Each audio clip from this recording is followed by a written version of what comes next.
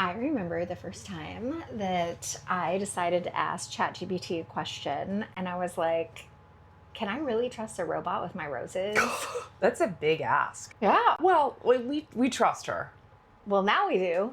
And she's not perfect, No. but she has been an amazing tool. And Yeah. so today we're going to talk about using technology in the garden. We know this is controversial. We know there's a lot of controversy and debate around AI and all of that. Yeah, my daughter, I hope she doesn't listen to this episode.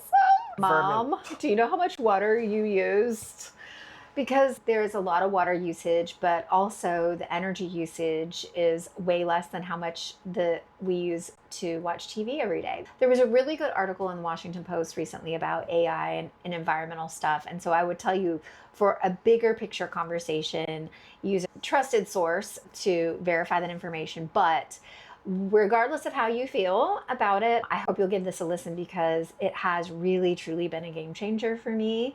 And we call her Cath. Yeah, I said her name is Cath. Yeah. Shannon, this is Cath. Let's ask Cath. Let's ask Cath. I know the Gen Zers say let's ask Chat, but we're going to say let's ask Cath. Let's ask Cath. Let's do it. Welcome to Fostering Blooms, the podcast where we dig deep into gardening and all the ways it can enrich your home and life. Together, we'll explore every aspect of gardening the organic way, keeping it simple, accessible, and fun. Whether you're a seasoned gardener or just getting your hands in the dirt, we're here to share the tips and insights you need to grow something truly special. I'm Shannon Foster Boleen.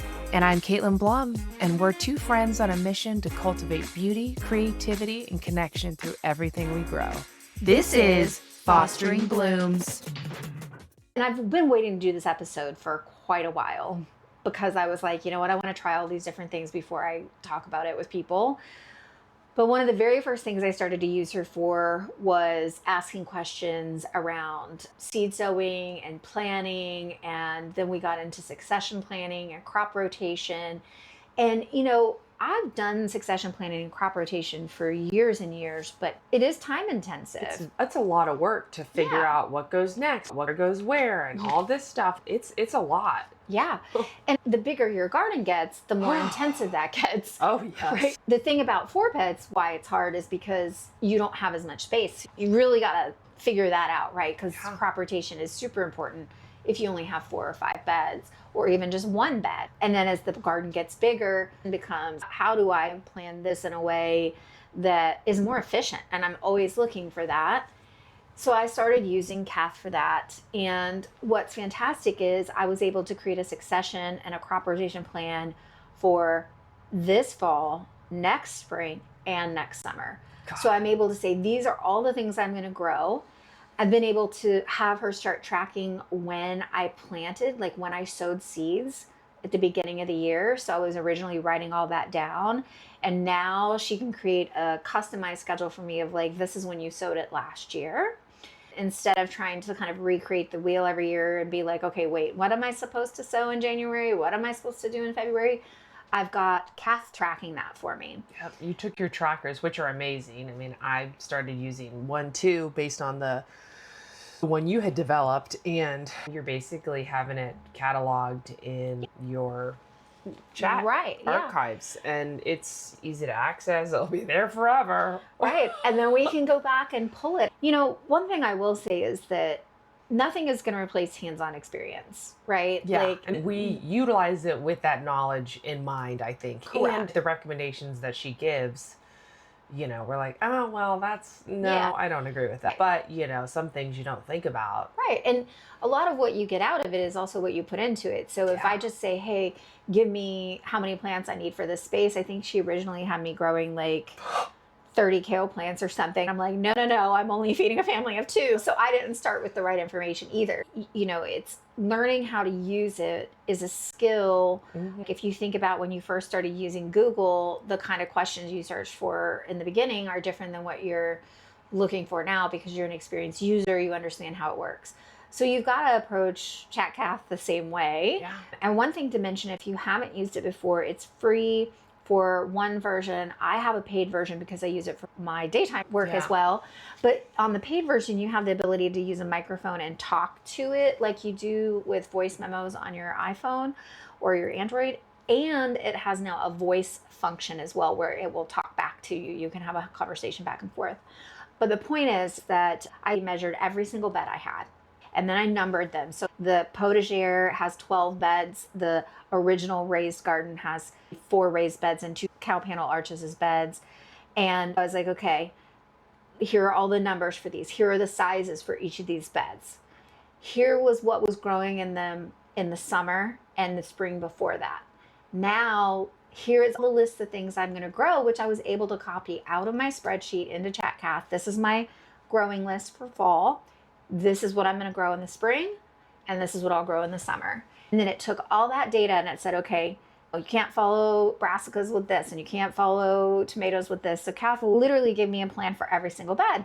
Then I went through and manipulated and said, oh, you know what? I forgot. I want to grow some calendula, and I'm going to need to do some savory, and I want to put this in here, and I'm going to tuck this there. And hey, I don't need 30 kale plants. Let's scale this down, girlfriend. Right. Who you think I'm feeding? Well, with that many beds, she probably thinks I am feeding like a family of 6. Does. She's like, oh, wow. She's like, oh, wow. Let's maximize your space here. Yeah. You know what's funny is that one of the things that she gave me, I was like, well, that plant spacing seems too close. She was like, according to the package instructions, like she was like, girlfriend, you can plant that many. I was like, really? I can plant like 60 spinach plants in 4 feet? Yep, you can. You know, that's crazy. Or whatever it was as an example. People are throwing spacing stuff out the window, which you should be. It helps with, reduction of weeds. Right, but the thing is that it wasn't even throwing it out the window. It was the actual spacing requirements are you that not were reading your seed packets? I know. She was like, I wouldn't assume that either. I wish I could remember what plant it was, but the point is that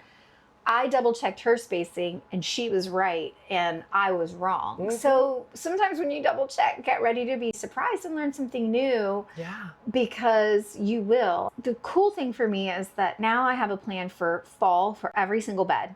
When I'm sowing my seeds, I know I need to sow 72 spinach plants because I'm going to give X amount to Cait. I'm going to keep X amount. I'm going to direct sow this amount. And I know that some of them aren't going to come up, right? So it's like, I feel like it takes a lot of the guesswork out for me anyways with quantities. So I am excited for next year and also for my flower beds because I started that new big rose garden flower bed and I was estimating how many plants I needed and I definitely could have used even more. Yeah. Although I'm kind of glad I didn't do more because I don't know if I could have handled it at the time. But next year I'll be able to say, hey, I have this much square footage for this type of plant I do. Let's say you're starting a new bed, you're a newer gardener and you're starting a new vegetable bed. You could go in and say, I have a 4x8 bed. I want to grow these 5 plants. And then in the spring, what could I grow? If you don't even know, it will give you suggestions, tell it your zone. It really is a great tool. I also use it for seed planting dates and for telling me advantages and disadvantages of growing something direct sow or sowing it inside. Mm-hmm. For example, for fall, it suggested direct sowing a lot of our greens and even some of the brassicas that I know from experience. I don't know, Cath. I think you're off on that one. Right, but I know from experience that I get a better yield when I sow it inside, right? Yeah. I would never direct sow Brussels sprouts or broccoli or cauliflower. I probably have done it in the past. I'm like, this did not work. And even there's a lot of flowers that you can direct sow. Mm-hmm. There's some last year that I direct sowed that didn't come up for me, that even the seed packets said direct sow that I'm going to try to sow inside. That's a lot of sows in one sentence, isn't it? But it's okay. I think the point is you need to rely on your own experience. And I went back in and said, no, I'm not going to direct sow. I'm going to do all of these inside, which is an example of how I could have started out with that. Mm-hmm. But you don't think about it. But the cool thing about it is really like a conversation. It is. You're working with an extremely knowledgeable source to consult on your gardening plans. We consult with each other, but that's just a source that has unlimited data. And it keeps getting faster and better. So let's talk about another thing I use it for, which is fertilizer. I was going to talk about that too, yeah. Again, feel free to double check everything. I input every organic fertilizer I have. Like I've got bone meal, blood meal, alfalfa meal, and cottonseed, and gypsum, and this and that. And I said, okay, make me a customized fertilizer for bed number 2, which let's pretend like bed number 2 was cabbage and potatoes, right? So chat will go through and say, for your cabbage, you need to have 1/4 cup of blah, blah, blah, and 1/2 a cup of this. It's incredible because it literally started customizing fertilizer for me when I was doing bed prep. I started doing that in late spring for all the summer beds. And one of the beds, I didn't see a huge remarkable difference with what I did, but the corn that I did, I know I wouldn't have gotten the yield unless I had done the customized blend. Yep. That doesn't take away from the fact that I'm putting in compost and the leaves and all the things that we always talk about. But instead of just throwing down like 5-5-5 fertilizer and hoping for the best, it's saying, hey, like this plant needs more of this thing. That's also assuming that my soil's at a good equilibrium, right? So there's a lot that goes into fertilizing, because anyone could argue back with me, well, unless you did a soil test, you don't know that soil might have already this many nutrients and stuff. And they're right, right? Like the only way to know how to do it perfectly is with a soil test, and then you add in the fertilizer that you need based on the soil test. But I am not going to soil test 20 something beds. No, that's stupid. There's no way. There's no way. It's not financially feasible for me. What I do is I'm rotating the crops so that I'm not allowing soil-borne diseases and pests or a buildup like of excessive nitrogen in a certain area. And I'm telling Cath, this is what was in the bed before. What I was going to say is I did the same thing with, this is what I had in this bed, what do I fertilize with to customize for this specific plant I'm putting in? Because you're using it to the extent you are, and you're not just asking her one-off, what do I put in the soil? She knows what you had there previously, so you're really customizing it for the needs of the current plant that you're planting. Yes. That's another thing. When you have conversations with her, you can keep them in, like you could go ahead and say, I'm going to keep this in one chat so you have everything. Mm-hmm. Or you could break it up and say, okay, this is my succession planning chat. Then I'm going to do a fertilizer chat. But if you do a fertilizer chat outside of your succession plan, she's not going to have access necessarily to all the information in that other chat. So think about that. They do now. They do now. They're starting it, but I've still had a little bit of problem with her finding certain things. Like she'll say, oh yes, I can see that I gave you that, yogurt recipe, but I can't get all the details. I did it in one chat, my garden journal, and then I'm keeping it all in there until they have that integration of all your chats thoroughly in their technology then. Or you could say like, do your fertilizing and your succession and crop rotation in one chat, and then do your seed planting date calendar in another one, because that doesn't really matter. If you haven't used it before, even if you have, go back in and think about that, and then you can name it whatever you want to name it. So make sure that you go back in and put a name on it so that you know, because sometimes it'll name it for you and it'll be totally random and you're like, I don't know what this is. But you just gave a spoiler away, which is the garden journal. Oh, sorry. So I said in the beginning of the year that I was going to start a garden journal, and I didn't. I felt really bad about it. And then one day it just occurred to me, I can just use Cath. I'll just talk into her and say, this is what I did today. And then she just records it. And I can go back and look at any old notes that I have and put it in, and then she'll put it in order. And that's going to be how I keep my annual garden journal. I think it's a great use of AI technology. Every time I use it, I do think to myself, I know this is utilizing a lot of water. So I try to be conscientious when I'm conversing. I'm not just like, do maths for me or do something like, I'm conscientious when I use it. I give a lot of information at one time in one entry and ask for multiple things at one go as much as I can, so that I'm not just wasting a time to use it, if that makes sense. Absolutely. We're not like recklessly asking it dumb questions, but utilizing it to its maximum ability. Yes. And I do think one thing we just talked about, which is that it can now pull some data from other chats. As that technology improves, the journaling piece of it's going to be really cool, because even if I just say, hey, bed number 10, the green beans that I planted in this bed, they didn't do well. what did we use for fertilizer? Let's make a note of it. These are the symptoms. Or, hey, I noticed we were overrun with stink bugs and that started on August 17th or whatever. I feel like it's going to be able to, when you move to your next year's journal, even if it's in a new chat, go back and pull and say, well, last October 14th, you said that your black spot Was really at a height. and all your plants had no leaves, which would be true on some of my roses. So anyways, I think that it's going to be really cool to see how it helps you learn from year to year. Yeah. As a great tool. I think it's a great way to maximize technology. And I'm a huge proponent of AI technology. I use it on my real job. We've just scratched the surface with the ability to use AI in my day-to-day work, but in the garden as well. And something that was at the Chelsea Flower Show this year was AI in the garden and how they're starting to use it. And, you know, soil content and moisture levels, humidity and your irrigation system and all of that. And I think, as we've said, we're conscientious about the environmental impact of it. In turn, it's also enabling us to be more efficient in the garden and use more sustainable practices. And then in like larger agriculture aspect too, farmers and large corporations are using it to develop more sustainable practices in their irrigation and their weed pulling and everything. So there's that balance, what outweighs what it's able to do. Yeah, and I love that you actually talked about irrigation too, because ironically, chat does use a lot of water, but that is one thing you can use it for, is determining if a plant needs. For example, let's say that you were going to go get a new plant and you wanted to research it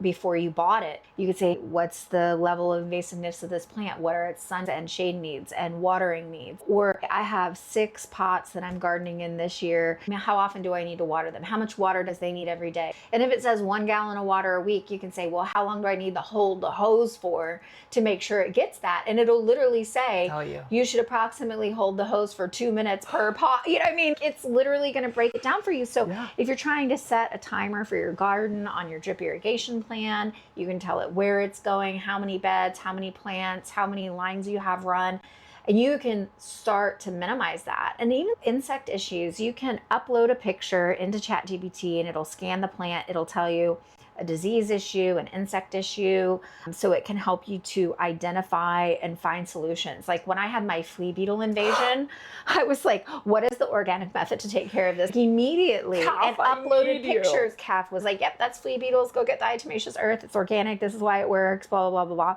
This is how much you'll need. This is how often you'll have to do it. This is what happens if it rains.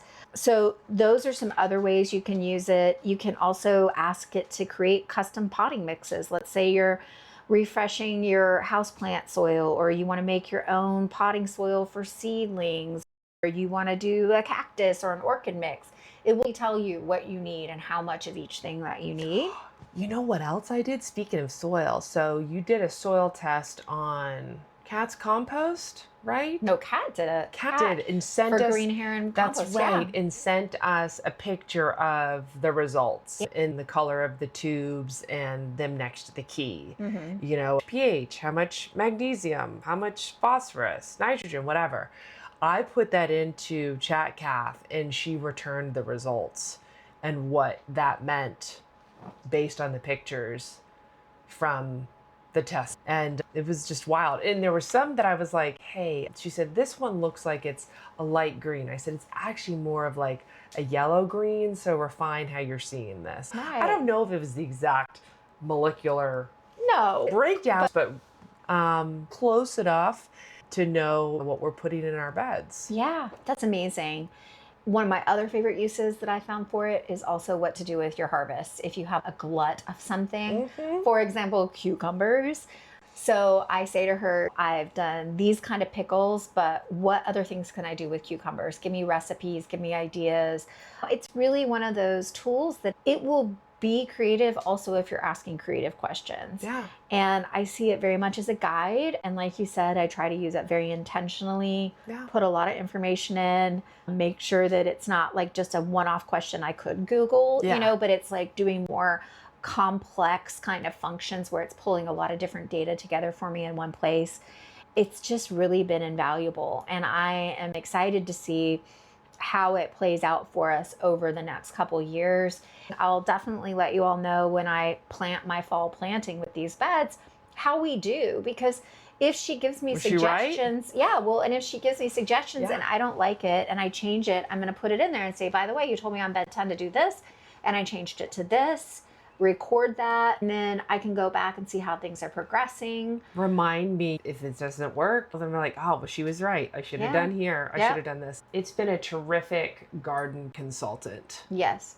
Oh, I also forgot you could do planting combinations if you wanted to for like a flower bed. Like, oh, yeah. We won't go deep into this, but the white garden that I have, I'm doing another kind of installation in the very center of this kind of courtyard where it was grass, killing back the grass and adding in imagine 4 squares, and it's going to be what's called a knot garden, and that's K-N-O-T.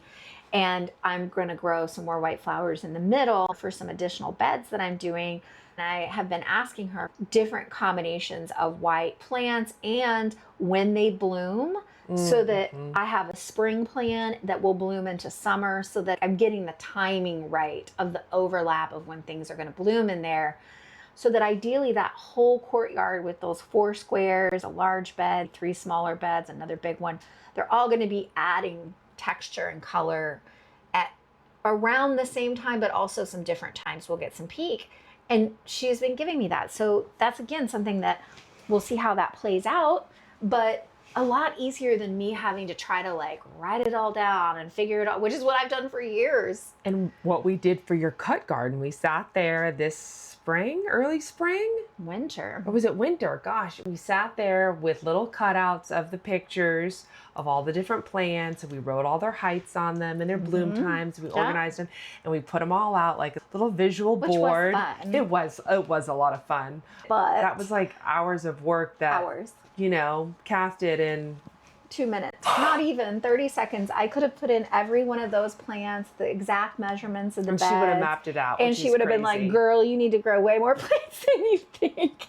But, you know, that's okay. So Live anyways. and learn. It's been a fun process. Yeah. And it's enabled us to do a lot more with what time we have, I think, because we can take out some of that admin work. Yeah. Well, speaking of time, let's go get dirty. Let's go grow, baby.